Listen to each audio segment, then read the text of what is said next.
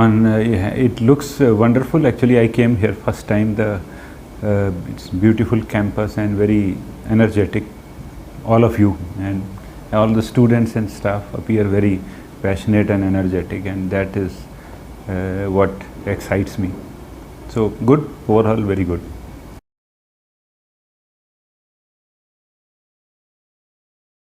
Well, one day in life of CEO is same as one day in life of anybody.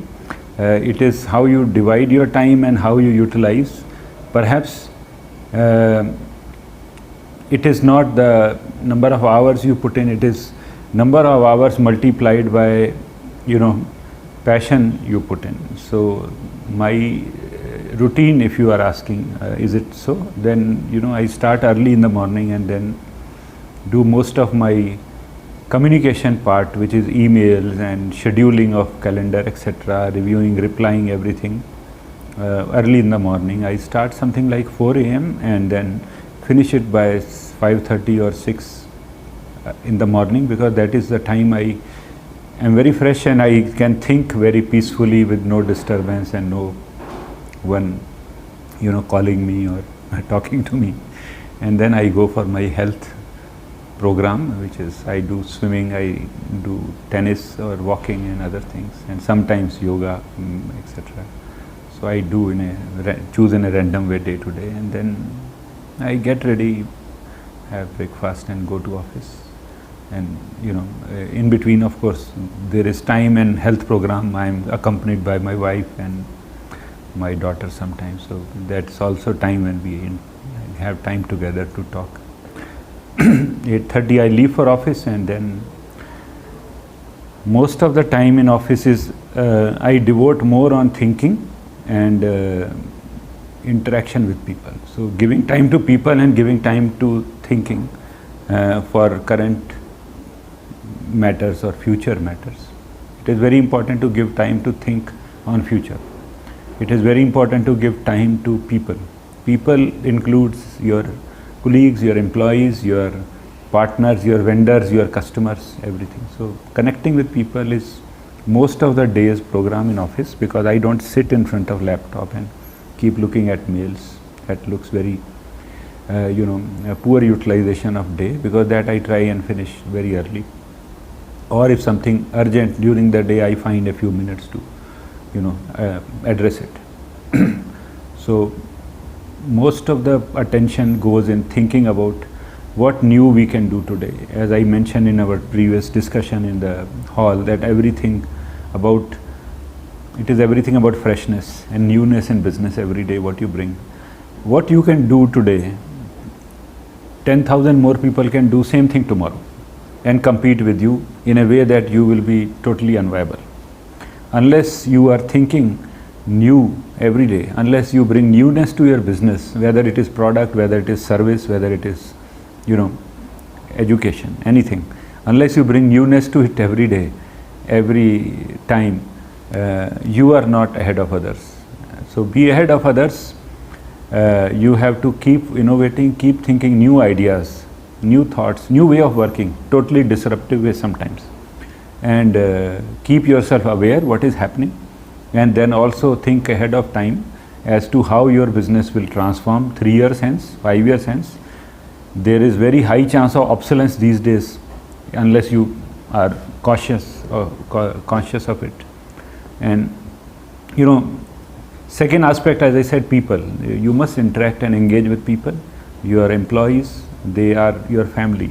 They are the large family we own, and then as a head of organization or as part of organization, it is important to connect with family, not only on the official matters, but sometimes beyond that, and also connect with your partners who are also extended family, whether these are vendors. So we have 5,000 odd employees. We have, if I count all the extended family, it is perhaps 25 to 30,000 people. So it is a lot of enrichment throughout family. You have to create. The top person's role is to create ambience. The top person's role is to create positivity and drive and the speed. So, it is very important role and very important responsibility, because the whole business is looking at the same speed or moving at the same speed or same style the way leader actually drives, and rest also bring their own inputs, but they get inhibited if the leader is not driving enough. So whole day goes into these matters, and then I'm normally off and back home 6:30 right on time. I leave office on time. I don't overstay. I don't see need to overstay actually. And after that I'm with family. I have early dinner. I spend time with family, and I don't watch TV. I don't go for parties. I avoid that. So unless there is some business purpose of any get together, and then I also sleep early. So this is all. And in terms of weekends, etc., spend more time with family. Because of travel, lot of time goes in travel, because that is also connecting with people, connecting with customers, connecting with other locations and people.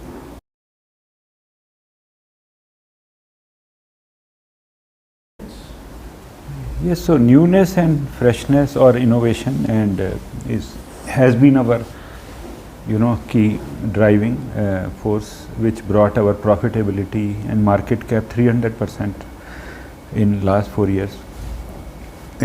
Even with the tough market, our turnover has not gone much, but profitability has gone up 300%, and it is a contribution of whole team. HR is backbone in terms of systems and policies. When we say we have to work on innovation or we have to motivate people, HR has very important role. HR is one which starts with this, defining what the talent will be. So the talent is defined by HR. What the role will be, what the performance criteria will be, what the reward criteria will be. These are all HR policies. And then the various other motivational matters like engagement.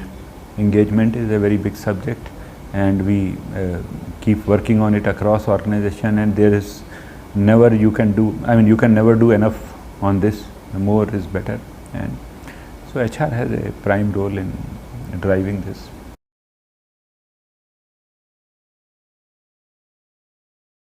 Yes, so spurious market is very big in India, and somehow laws are also not very strict to handle that in automotive industry. So those spurious parts actually do damage to products. For example, we make engines. Engine is heart of any equipment, whether it is car or two-wheeler or even stationary genset or something. And if you put spurious parts in heart, it is repercussions are serious, because the whole engine gets damaged, the whole equipment gets damaged. So we are promoting genuineness of and educating on that. And multi-brand is about using our quality and our supply chain and our brand to provide products of various brands. And we have a very big channel, very extensive service network in India. Almost every part of India we serve. Within 2 hours we deliver parts, even in the remotest of rural area. So we use that channel to give more and more. It brings value to company. It also brings value to customers, better service. So that will help reducing spurious parts reach. That will help educate customers and them having better reach to us.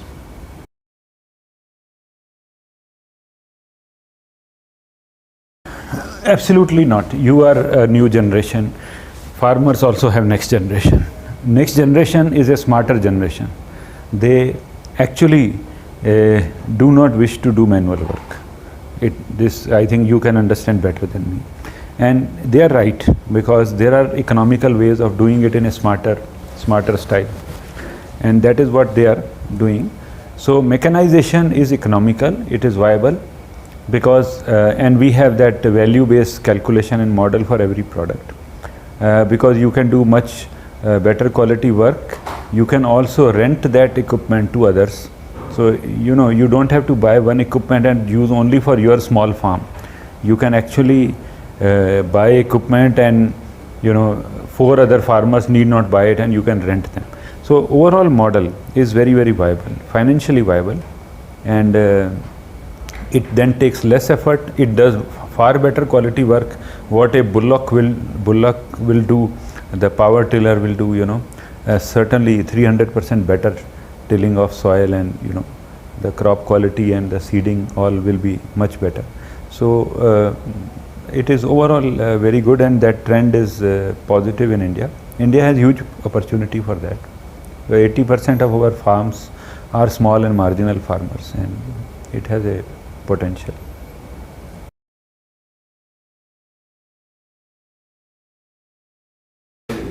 Okay, so three-wheeler or four-wheeler or any vehicle for that matter, there are innovations happening around engine and the fuel options, or I would say even beyond fuel options, like you said, hybrid. There is electric, there are combination of various fuels, biofuels, multi-fuel options. So Greaves Cotton is working on all the solutions, and whatever customers need, we provide that, because we have know-how and R&D support to do that. And eventually what sustains in market is something we have to also see. What becomes most viable, what is most sustainable. There is a lot of talk about diesel, but in my view, as everyone is working for new regulation BS6, perhaps that should address the matter. Partly it has to be addressed by infrastructure development.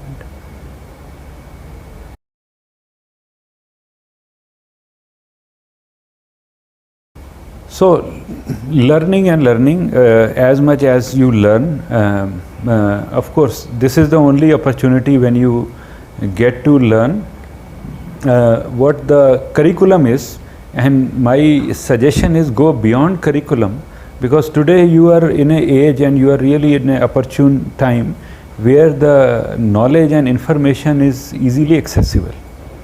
And it is not that you have to search for books, everything is available on click, and there are so much information. So go beyond, study best practices and improve your learning. So focus on learning, and once you have learning, the practical experience of industry will come when you move to industry. You don't have to worry too much about that now, but at this time my suggestion is focus on learning, and learn areas which you really enjoy and which you like. So select your liking also, what you like, what streams you like. Don't just go by fashion that everyone has to do strategy, and so it is not like that. You have to choose, think what really excites you, what really you enjoy, which subjects, and learn very well in that. I think that is a good thing to do.